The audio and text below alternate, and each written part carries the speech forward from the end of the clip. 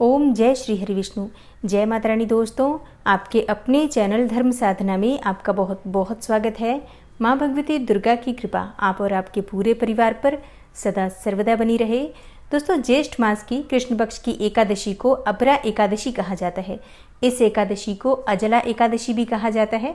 इस दिन भगवान श्री हरि विष्णु के स्वरूप त्रिविक्रम की पूजा करने का विधान शास्त्रों में बताया गया है।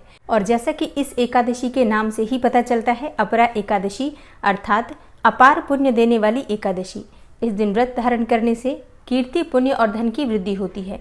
और हाँ, शास्त्रों के अनुसार इस व्रत को धारण करके विधि विधान से अगर भगवान श्री विष्णु की पूजा आराधना की जाती है तो ब्रह्म हत्या, परनिंदा और प्रेत योनि जैसे पाप कर्मों से मुक्ति मिल जाती है। इस दिन तुलसी, चंदन, कपूर और गंगा जल से भगवान विष्णु की पूजा आराधना करनी चाहिए। और इस प्रकार विधि विधान से अगर भगवान श्री विष्णु की पूजा आराधना की जाती है तो मन की कोई भी कामना हो, भगवान श्री विष्णु की कृपा से वो पूर्ण होती है।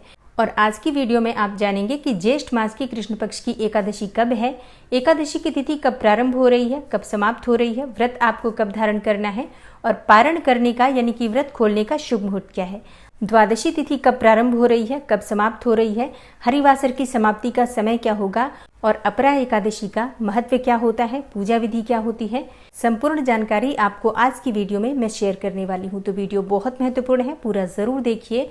और अगर आपको आज की वीडियो अच्छी लगे तो इसे लाइक भी जरूर कीजिए, शेयर भी जरूर कीजिए फैमिली फ्रेंड्स के साथ। और चैनल पर पहली बार आए हैं, अगर अभी तक आपने चैनल को सब्सक्राइब नहीं किया है तो आज की वीडियो अगर आपको अच्छी लगे तो चैनल को सब्सक्राइब करके और बेल आइकन को जरूर प्रेस कर लीजिए। दोस्तों, बात करें सबसे पहले अपरा एकादशी के महत्व के बारे में। तो दोस्तों, पुराणों में अपरा एकादशी का बहुत अधिक महत्व बताया गया है। धार्मिक शास्त्रों के अनुसार जो फल गंगा तट पर पितरों का पिंडदान करने से प्राप्त होता है वही फल अपरा एकादशी का व्रत धारण करने से प्राप्त होता है। जो फल कुंभ में केदारनाथ के दर्शन या बद्रीनाथ के दर्शन, सूर्य ग्रहण में स्वर्ण दान करने से फल प्राप्त होता है वही फल अपरा एकादशी का व्रत करने से प्राप्त हो जाता है। तो अगर आप अपरा एकादशी का व्रत धारण करते हैं अत्यंत ही श्रेष्ठ है। लेकिन अगर आप किसी भी कारणवश अपरा एकादशी का व्रत नहीं भी कर पाते हैं तो भी आज के दिन आपको विधि विधान से भगवान श्री विष्णु की पूजा आराधना जरूर करनी चाहिए, मंत्रों का जप करना चाहिए। और आज के दिन आपको तामसिक चीज़ों का और चावल इत्यादि का त्याग करना चाहिए। और जो भक्त एकादशी का व्रत करते हैं दशमी तिथि के दिन से ही उन्हें बिल्कुल सात्विक भोजन लेना चाहिए, बिल्कुल शुद्ध भोजन जिसमें लहसुन, प्याज, मांस, मदिरा इन चीज़ों का सेवन वर्जित माना गया है। इसके साथ ही मसूर की दाल, टमाटर, शाक और मूली, गाजर, बैंगन और चावल का भी त्याग जो लोग व्रत करते हैं एकादशी का उन्हें दशमी तिथि के दिन करना चाहिए। दशमी तिथि की संध्या काल में सूर्यास्त होने के बाद अन्न का और नमक का सेवन नहीं करना चाहिए, ब्रह्मचर्य का पूर्ण रूप से पालन करना चाहिए और भूमि पर शयन करना चाहिए। और एकादशी के दिन ब्रह्म मुहूर्त में उठकर स्नान इत्यादि करने के बाद विधि विधान से भगवान श्री विष्णु की पूजा आराधना करनी चाहिए। और हाँ, सबसे पहले भगवान सूर्यदेव को जल अर्पित कीजिए। उसके बाद अपने घर के मंदिर में भगवान श्री विष्णु के सामने शुद्ध घी का दीपक जलाकर और अपने व्रत का संकल्प ले लीजिए, क्योंकि बिना संकल्प किए आपके व्रत का आपको संपूर्ण फल प्राप्त नहीं होता। इसलिए व्रत अगर आप धारण करते हैं तो व्रत का संकल्प लेना आवश्यक है।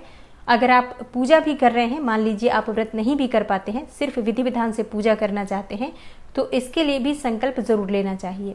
और व्रत का संकल्प लेने के बाद आपका व्रत प्रारंभ हो जाता है। इसके बाद विधि विधान से भगवान श्री विष्णु की पूजा आराधना कीजिए। शालिग्राम या फिर लड्डू गोपाल जी या फिर भगवान श्री विष्णु का कोई भी स्वरूप आपके पास है तो उनका आप अभिषेक कर सकते हैं। और अभिषेक करने के बाद पीले वस्त्र उन्हें अर्पित करें, पीले पुष्प उन्हें अर्पित करें, पीले चंदन से उनका श्रृंगार करना चाहिए और अपनी शक्ति सामर्थ्य के अनुसार भगवान को फल और मिठाइयों का भोग अर्पित करना चाहिए।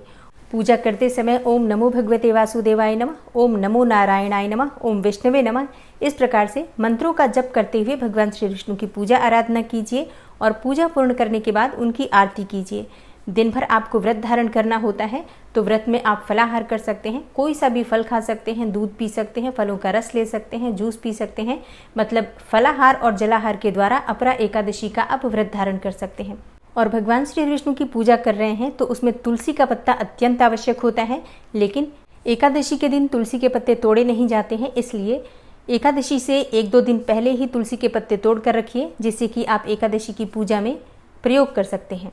और एकादशी के दिन तुलसी में जल भी नहीं देना चाहिए, क्योंकि धार्मिक मान्यताओं के अनुसार एकादशी के दिन तुलसी का निर्जला व्रत होता है, इसलिए तुलसी में जल नहीं देना चाहिए। लेकिन शाम के समय दीपदान अवश्य करना चाहिए। और एकादशी की रात्रि में जागरण करने का विधान हमारे शास्त्रों में बताया गया है। अगर रात्रि में भजन कीर्तन करते हुए जागरण करते हैं, भगवान श्री विष्णु की पूजा आराधना करते हैं, तो इससे इस व्रत का संपूर्ण फल भी प्राप्त होता है और मन की कोई कामना हो तो वो भी पूर्ण होती है। और एकादशी व्रत का पारण अगले दिन किया जाता है, द्वादशी तिथि में किया जाता है। तो द्वादशी तिथि के दिन सुबह जल्दी उठ जाइए, स्नान इत्यादि से निवृत्त होकर सूर्य देव को जल अर्पित कीजिए अपने घर के मंदिर में विधि विधान से। जिस प्रकार से आपने एकादशी के दिन भगवान श्री विष्णु की पूजा आराधना की थी, उसी प्रकार से द्वादशी तिथि के दिन भी भगवान श्री विष्णु की पूजा आराधना कीजिए। और उसके बाद शुभ मुहूर्त में आप अपना व्रत खोल सकते हैं, व्रत का पारण कर सकते हैं। और हाँ, अपना व्रत खोलने से पहले, पारण करने से पहले किसी ब्राह्मण को घर बुलाकर भोजन कराना चाहिए, ऐसा शास्त्रों का विधान है। लेकिन अगर ऐसा संभव ना हो कि किसी ब्राह्मण को घर बुला पाएं सुबह, तो आप ब्राह्मण के निमित्त भोजन की कच्ची सामग्री निकाल दीजिए, दक्षिणा रख दीजिए और इसके बाद आप अपना व्रत खोल सकते हैं, व्रत का पारण कर सकते हैं। और ये दान की सामग्री आप चाहें तो अपना व्रत खोलने से पहले भी किसी ब्राह्मण को या किसी धर्म स्थान में किसी पुजारी को दान कर सकते हैं, या फिर शुभ मुहूर्त में आप पारण कर लीजिए, उसके बाद भी आप चाहें तो दान कर सकते हैं। तो ये दशमी से द्वादशी तक के नियम होते हैं। जो भक्त एकादशी का व्रत धारण करते हैं उन्हें इन बातों का ध्यान अवश्य रखना चाहिए। और अब जानते हैं कि अपरा एकादशी की तिथि कब प्रारंभ हो रही है, कब समाप्त हो रही है और व्रत आपको कब धारण करना है।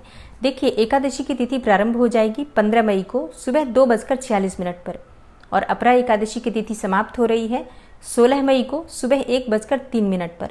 तो सूर्योदय कालीन तिथि के अनुसार एकादशी का व्रत हम धारण कर रहे हैं 15 मई को, यानी कि सोमवार के दिन। और बात करें पारण के शुभ मुहूर्त के बारे में, तो देखिए, एकादशी व्रत का पारण हमेशा द्वादशी तिथि में किया जाता है और सूर्योदय काल के बाद किया जाता है।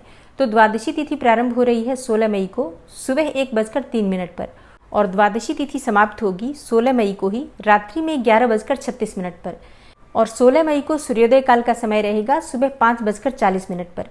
और एकादशी व्रत का पारण हरिवासर की समाप्ति के बाद ही किया जाता है और हरिवासर की समाप्ति का समय रहेगा 16 मई को सुबह 6:41 पर।